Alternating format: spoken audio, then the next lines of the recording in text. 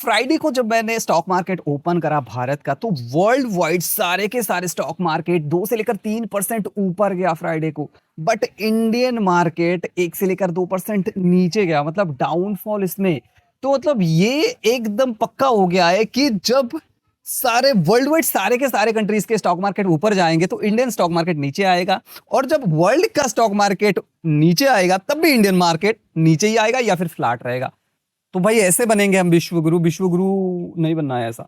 साला पैसे डाल के 2-3 सालों में 10% का प्रॉफिट बनाना तो छोड़ो, 30 से 40% माइनस में रह रहा है, तो कैसे विश्वगुरु कह सकते हो भाई भारत को? सो देखो, 26 मई को ऑफिशियली इंडियन स्टॉक मार्केट के मार्केट कैप के हिसाब से 6 नंबर पे ये आ चुका है। इससे पहले ये 5वां नंबर पे हुआ करता था, लेकिन अभी के टाइम में ताइवान, जो कि इत्तू सा एक कंट्री है, ताइवान ने इंडियन स्टॉक मार्केट कैप को छोड़ के उसने ऊपर जो है छलांग लगा दिया है। जबकि एरिया वाइज ताइवान और भारत का कंपैरिजन करें ना, तो ऐसे 91 ताइवान चाहिए एक भारत बनने के लिए। जीडीपी के मामले में देखा जाए तो भाई भारत का जीडीपी 4.15 ट्रिलियन डॉलर का है। वही अगर ताइवान का जीडीपी देखोगे ना, ओनली 800 से 900 मिलियन डॉलर का है। तो कहीं से भी कहीं कंपैरिजन है ही नहीं। बट फिर भी इंडियन स्टॉक मार्केट अभी नीचे खिसक चुका है ताइवान के स्टॉक मार्केट से। करंट टाइम में अगर total market cap of stock market of Taiwan देखा जाए तो वो है 4.95 ट्रिलियन डॉलर का, और इंडियन स्टॉक मार्केट देखा जाए तो 4.92 ट्रिलियन डॉलर का है। तो ये तो साला वही वाली बात हो गई ना, एक मच्छर साला आदमी को हिजड़ा बना देता है। अब ऐसा हो क्यों रहा है? इसके लिए 3 कारण। रीजन नंबर 1, ग्लोबली एआई का एक दौड़ पड़ा हुआ है। एआई एआई एआई, सभी कंपनी सभी देश एआई के पीछे हैं। एआई चीप का ना एक बूम्स आया है, डिमांड का एक बूम्स आया है। तो जो भी कंट्री अभी के टाइम में एआई के ऊपर ज्यादा काम कर रहा है, उस कंट्री का डेवलपमेंट एकदम पक्का है। ठीक है, तो ताइवान क्या कर रहा है? 15-20 साल पहले से ताइवान चिप बना रहा है, सेमीकंडक्टर बना रहा है। एंड एआई के पीछे एक तरह से, मतलब विदाउट सेमीकंडक्टर, विदाउट मतलब चिप के तो आप एआई की सोच भी नहीं सकते।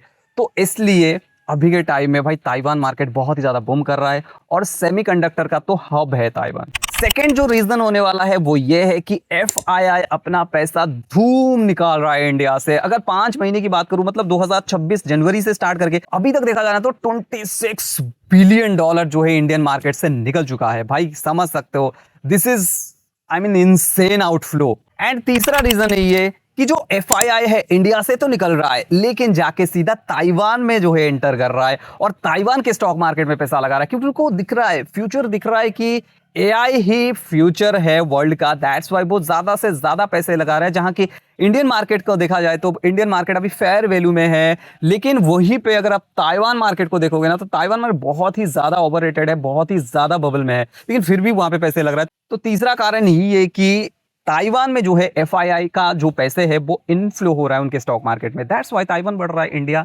नीचे नीचे नीचे जा रहा है। देखो, इसको सही से समझने के लिए हम जो है एक फेमस इंडिकेटर का यूज करेंगे, वॉरेन बफेट का इंडिकेटर। वॉरेन बफेट का इंडिकेटर ये कहता है कि आपके स्टॉक मार्केट का, मतलब कंट्री का स्टॉक मार्केट का total market capitalization divided by उसका टोटल जीडीपी इनटू 100। अगर ये परसेंटेज, जो परसेंटेज निकलेगा, ये परसेंटेज अगर 150 के नीचे है तो आपके स्टॉक मार्केट फेयर वैल्यू में है। अगर ये 150 से ऊपर है तो आपके स्टॉक मार्केट ओवर वैल्यूड है, मतलब बबल है। तो सबसे पहले हम इंडियन स्टॉक मार्केट को देख लेते हैं कि Indian stock market fair value के अंडर है या फिर बबल है। यहाँ पे इंडियन स्टॉक मार्केट का मार्केट कैप है 4.92 बिलियन डिवाइडेड बाय 4.15 बिलियन, ये इसका जीडीपी है, इंटू 100 इक्वल्स टू 108। आप देख सकते हो 118 से थोड़ा बहुत ज्यादा यहाँ पे आपको देखने के लिए मिलेगा। इतने परसेंट आते हैं, जो कि बिल्कुल और बिल्कुल फेयर वैल्यू में है इंडियन स्टॉक मार्केट।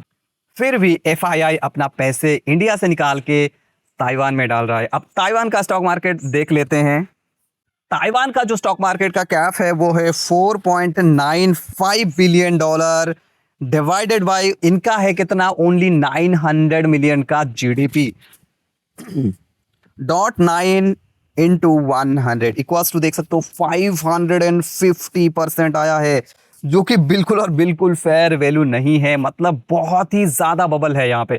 फिर भी लोग डर नहीं रहे हैं, फिर भी एफआईआई डर नहीं रहा है, सीधा जाके पैसे लगा रहा है।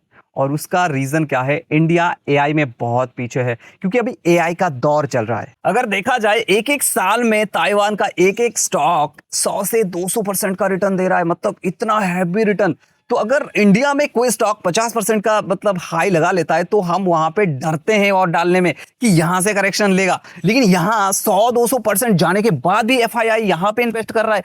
इंडिया में अगर देखा जाए ना तो इंडिया के बड़े बड़े कंपनीज ले लो, रिलायंस, अदानी, अंबानी, जितने बड़े बड़े कंपनीज ले लो, सारे के सारे कंपनीज के शेयर 30 से 40% डाउन में है। एक तो मार्केट फेयर है, उसके बाद स्टॉक सारे मतलब इतना नीचे नीचे है, 30-40% नीचे नीचे, फिर भी लोग डर रहे, पैसे नहीं लगा रहे विश्व गुरु में।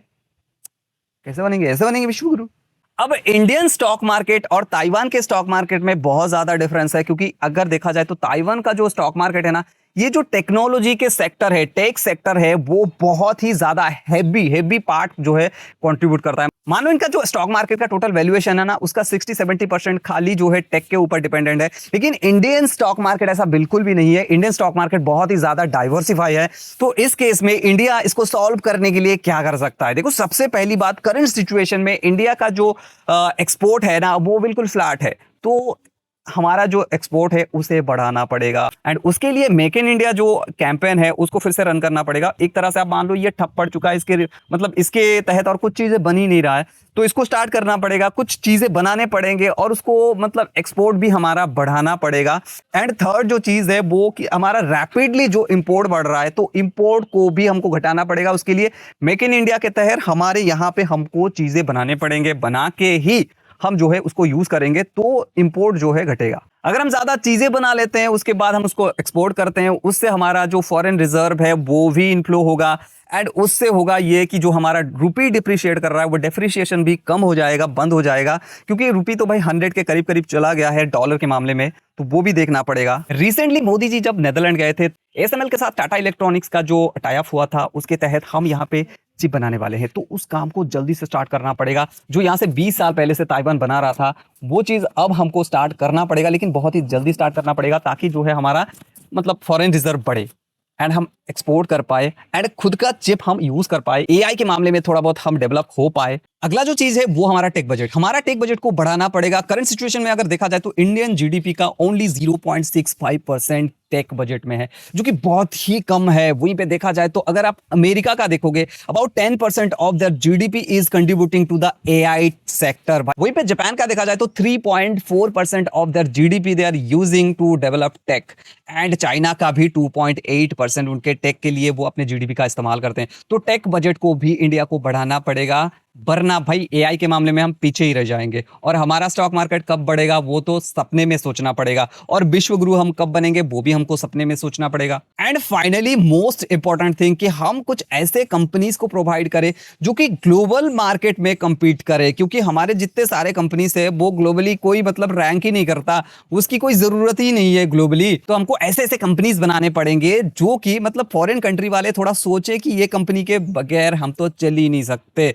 तो ऐसा कंपनीज भी हमको बिल्ड करना पड़ेगा, ना कि हम जोमेटो, स्विगी, जेप्टो, ब्लिंकिट ये सारे कंपनीज बनाए। ठीक है, तो ये सारे कंपनीज बहुत ज्यादा बनते हैं। अगर कोई देखोगे ना इंडिया में कोई स्टार्टअप बना रहा है तो कोई टेक्नोलॉजी के उधर जाता ही नहीं है, कोई देखता है छोटा मोटा, जैसे कि मतलब हम फूड डिलीवरी कर ले, हम कहीं पे ड्रेस बना ले। हमको ग्लोबल लेवल में कंपटीशन करने के लिए हाई टेक लेवल पे जो है स्टार्टअप बिल्ड करना पड़ेगा, जो कि हमको करना पड़ेगा, तभी जाके हम विश्व गुरु बन सकते हैं, नहीं तो विश्व गुरु हम नहीं बन सकते। एंड जो फाइनल वर्डिक्ट रहेगा ना वो ये रहेगा कि इंडिया में करप्शन कम होना चाहिए। करप्शन कैसे बोले तो इंडियन पब्लिक सबसे पहले ठीक होना पड़ेगा। भाई इंडियन पब्लिक ही सबसे ज्यादा घटिया है, और उसका रीजन क्या है वो मैं आपको बता दे रहा हूं। देखो, दो पार्टी है, अगर दो पार्टी है, मान लो अभी मैं किसी पार्टी का नाम नहीं ले रहा, मान लो दो पार्टी है एंड इलेक्शन में दोनों साइड है, जो भी पार्टी ज्यादा फ्री का कमिटमेंट करेगा लोग उसी को वोट देंगे, ना कि जो डिसेंट है। अगर कोई किसी को आप डिसेंट देख रहे हो, फ्री लेना चाहोगे तो पैसे आएगा कहां से? पैसे के लिए तो करप्शन होगा ही होगा ना। पार्टीज करप्शन करेगी, पार्टीज क्या इलेक्शन जीतना उनका मोटो रहेगा